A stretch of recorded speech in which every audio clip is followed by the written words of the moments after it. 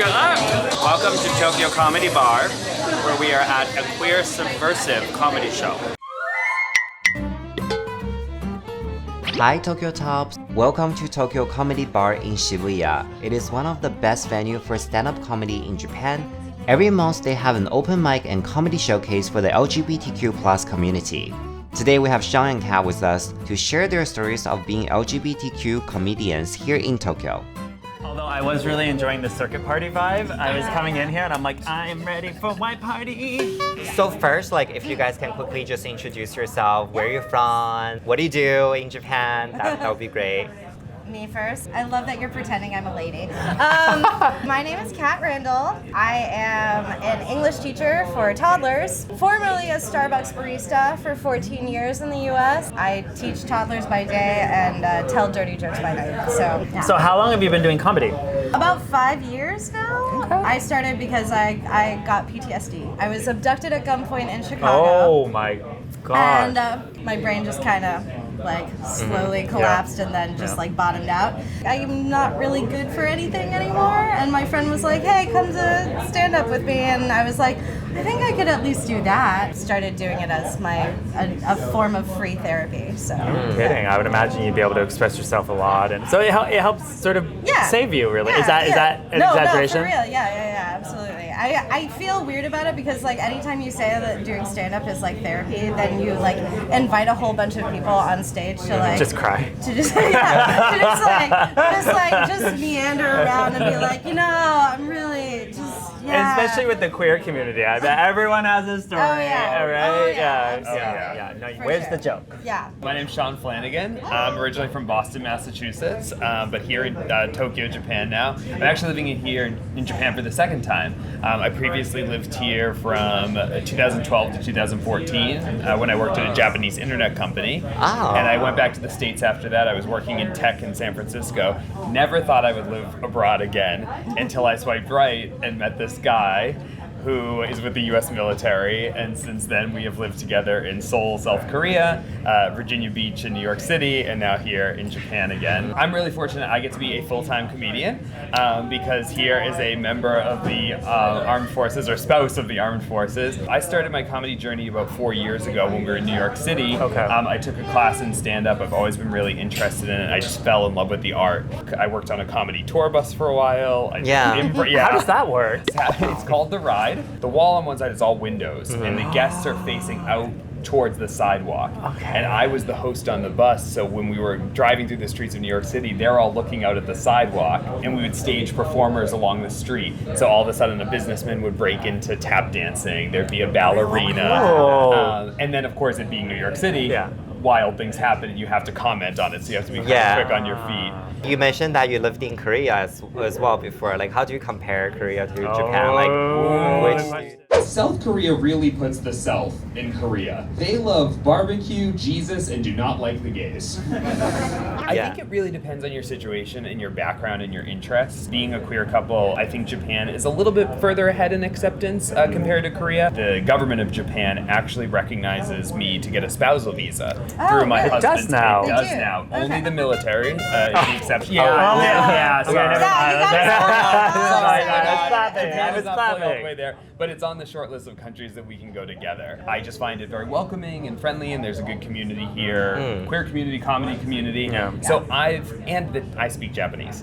How good is your Japanese? No. How good is your Japanese? Enough to get me in trouble. I see. But your husband speaks Korean, Yes, right? he's So Korean American. he will be the leading one when you guys live in Korea. You feel Exactly. more dependent. Yes, exactly. So I'm watching your shows and I feel like you have to be able to understand the foreigner experience in Japan in order to get a lot of the jokes. I'm curious as the choices you made to sort of go that route as opposed to perhaps doing something Japanese people might relate to and understand. How did it come about? It really depends on the audience. Yeah. You can come into a show and have a set that you think you're going to be doing, and then you get a look at the audience and you're like, ooh, that's not going to work. Okay. And so you have to switch it out. Right now, the tourists are coming back.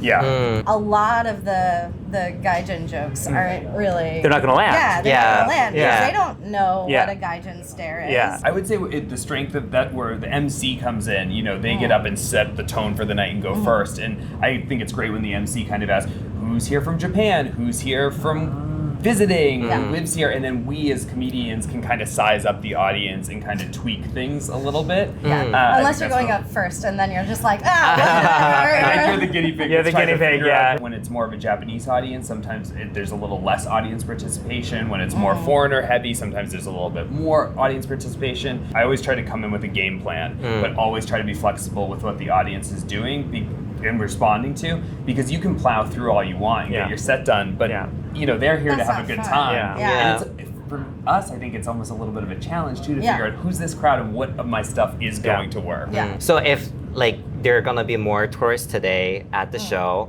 then you're not able to gonna tell your kanojo kareshi kind of Yeah. joke, and you're gonna switch with another story. Japan is so wonderful. Japanese people are so friendly. If you speak even the littlest bit of Japanese, they'll praise you. If you say arigato, they'll say, oh, nihongo jozu. Except I learned a trick. If you try to introduce that you're in a same-sex relationship, they will criticize you. It's not that they're offensive, they just think you're an idiot. Like, I'll be telling a story and I'll be like, watashi no karashi. And they'll be like, no, you mean kanajo. No, danse, boy. You mean josei, girl. I'll be like, this is a picture of me making out with a man. Ah, ii tomodachi ne. So I found that joke can still work with an audience as long as I append the English translation. Okay. And the idea of looking at a picture and it culminates, "ii tomodachi," good friend. Okay. It can still work. Have you done manzai? No, I've never done manzai. You?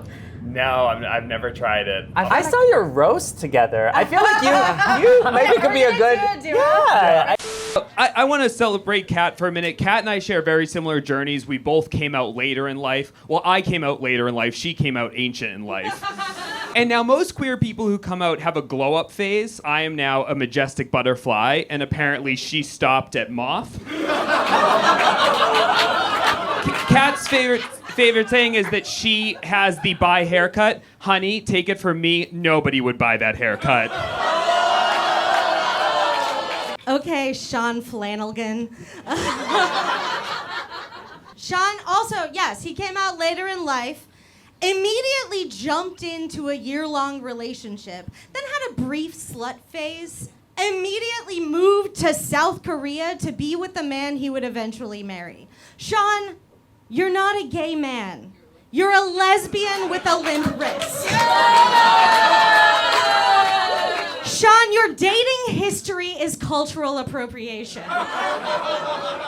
I think we were so in the moment of that roast Yeah. that it just kind of all happened. Yeah. And then going back and watching it. It's so much fun. I would certainly try it. I'll try Yeah. anything twice. Because I'm not American or even North American, I went to America to study. Some of the joke, like I don't get it, like I Yeah. get like 80%. And also I just realized there's so much sex joke in American joke. I have a bunch of sex jokes, but I kind of feel weird telling them in front of mostly straight audiences. Interesting. It's very common for like female comedians when they first start out to tell sex jokes, really, really dirty jokes. It's a way to establish yourself in a way that like straight men will understand and accept you for. It's like, oh, you're the girl who can tell dirty sex jokes. One of my oldest bits is like really dirty joke about pussy salad. It's don't worry about it.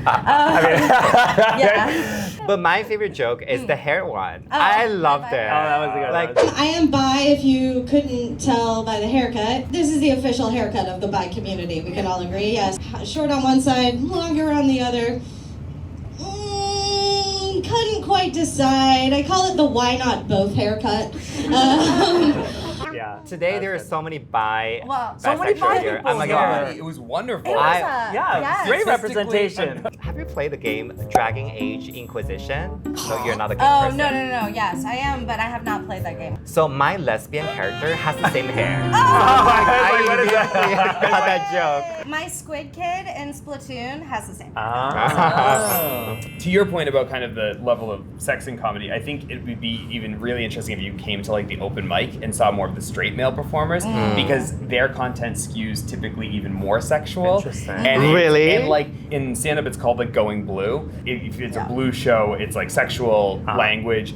And I think as comedians, the challenge is to have like the accordion of like the completely clean show because if you get a corporate gig, if you get a gig that wants you to be clean, you can't mess that up. Yeah. And then to stretch out to an act like this where you can kind of do it a little bit more. I think it's all about flexibility. But I think your point about toning it down in front of straight audiences is helpful too because you just don't want the gay sex to be the punchline. Yeah. Like if it's funny and we're all laughing together and learning, but not the haha that's funny solely because it's gay sex. To get this Yeah. wrong and Then it's- taboo. then and- where's the- Yeah, and I think the same thing holds true for like being just a girl and in front of men is like they're like, oh, you're a girl telling dirty jokes, and it's like, I have a question for Sean. Okay. Okay. So Yeah. because you're a full-time comedian, right? Does it make lots of money? Always good. There's a guy always, In Japan because you don't get tips. No, you don't right? get You don't get tips. tips. I know you're dependent. Yes, the dependent role does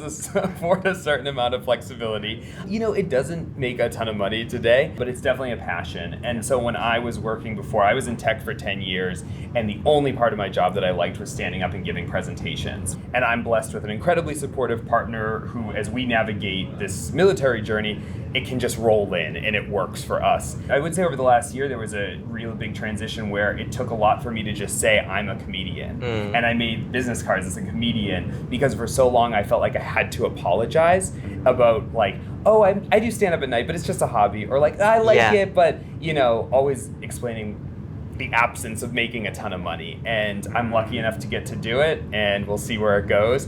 But you know, could I pay the bills by myself today? Probably not. But, you know, that's what OnlyFans is for. Yeah, exactly. I mean, my comment is, where's my American military husband so I there can be you a go. full-time YouTuber, you know? Hey, the base is about 60 miles from here, so if you just expand your app radius. No, but apparently on the break they were saying they know our channel, so we should just go Really? down. They do. One of the first parties we went to on the base, somebody was like, "Do you watch Tokyo BTM Bottom?" And like, I was like, "No." And we sat there together and watched the videos, and it's come up at other parties since. You're Oh my God. watching. Yeah, it was a really good. We it's got don't have a reputation. ring.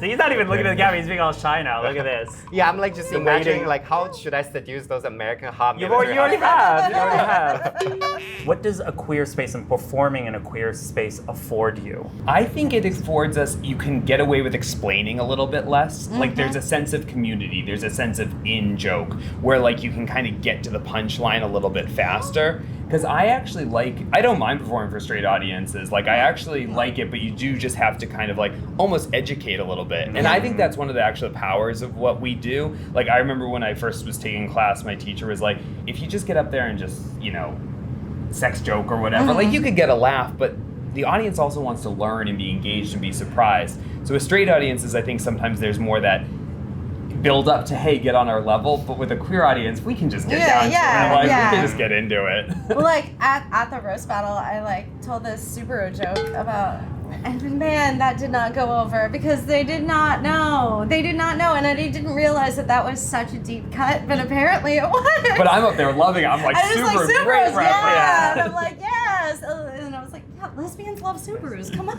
Everyone's in there. You know, we know. We don't need to explain this. Yeah. Do you have Japanese audiences sometimes coming to the show? Yeah. Yeah, you know, we do have Japanese who come through, and it really varies kind of like how they discovered it, what their motivations for coming are. Like we had a couple weeks ago, I made this joke tonight, we had a group of salarymen that were here just because their boss loves stand-up comedy, and it was the Nomikai. Like that was the after-work event, and I felt so bad for the poor. The one guy wanted to be here, and they all had to be. But like you could kind of see them trying to figure me out and figure out the situation. One guy was translating. But I think like you don't really have to understand every single joke to enjoy it. Yeah. Like me, I probably got like 80%, and I just like enjoy being in this like vibe, and I think that's fun for me enough. So just being surrounded by people and laughter.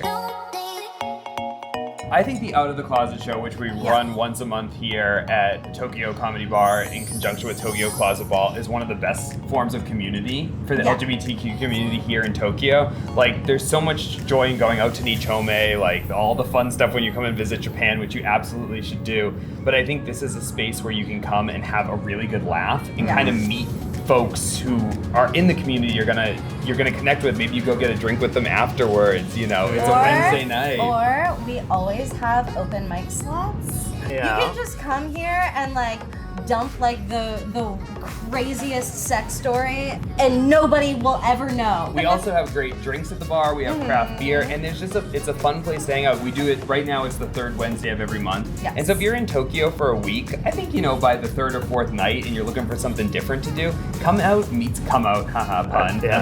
That's why they pay me the big bucks. And just hang out, have a good time, and then I think you can meet friends for the rest of your adventure in Tokyo.